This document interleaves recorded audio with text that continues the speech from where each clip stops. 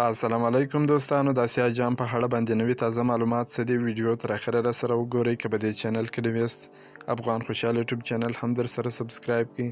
اسیا جام چې د اسیایي هیوادونو ترمنځ هر 2 کاله وروسته ترسره کیږي، یو کال 500 ورځې او بل کال 60 ورځې. اسیا جام په 2020 کال کې د کورونا وایرس له وجې 2020 کال ته وځنډول شو، چې اوس هم اوازې دي په 2020 کال کې به یا جام ترسره نشي. هغه ځکه چې دغه جام په جون میاشت کې ترسره کېدی، هغه وخت هندوستان د چمپیونشیپ لوبو پایلوبه له نیوزیلند سره کوي، خو هندوستان ویلي و چې دوی به په اسیا جام ته یو بل لوبډله ولېږي. پاکستان کرکټ بورډ هم په جون میاشت کې د 2020 کال پاکستان سوپر لیګ د هغو لوبو شروع کولو خبر ورکړی دی چې د کورونا وایرس له کبله لغوه شوي وي. پاکستان کرکټ بورډ رئیس ویلي و چې سږ کال د اسیا جام کول ناممکن دي، خو تر اوسه د دغه جام په رسمي ډول لغوه شوی نه دی.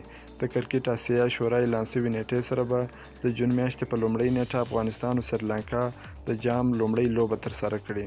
د افغانستان کرکټ ملي لوبډلې تر اوسه 2 ځلې په اسیا جام کې ګډون کړی دی. لومړی ځل افغانستان په 2014 کال کې چې په بنگلادیش کې ترسره سو ګډون وکړي، چې افغانستان پکې بنگلادیش ته ماتې ورکړه، پاکستان او هندوستان او سریلانکا څخه یې ماته وخوړه. په دویم ځل افغانستان په 2013 کال کې چې په متحده عربي اماراتو کې ترسره سو ګډون وکړي. دغه جام په لومړي پړاو کې افغانستان سریلانکا او بنگلادیش ته ماتې ورکړه. په دویم پړاو کې بیا د پاکستان او بنگلادیش څخه ماتې وخوړه، خو هندوستان سره یې لوبه مساوي کړه. دا و د اسیا جام په اړه نوي تازه معلومات. که مو دا معلومات خوښ شوي ویډیو در سره لایک کړئ. که په دې چینل کې نوي یاست افغان خوشحال یوټیوب چینل هم در سره سبسکرایب کړئ.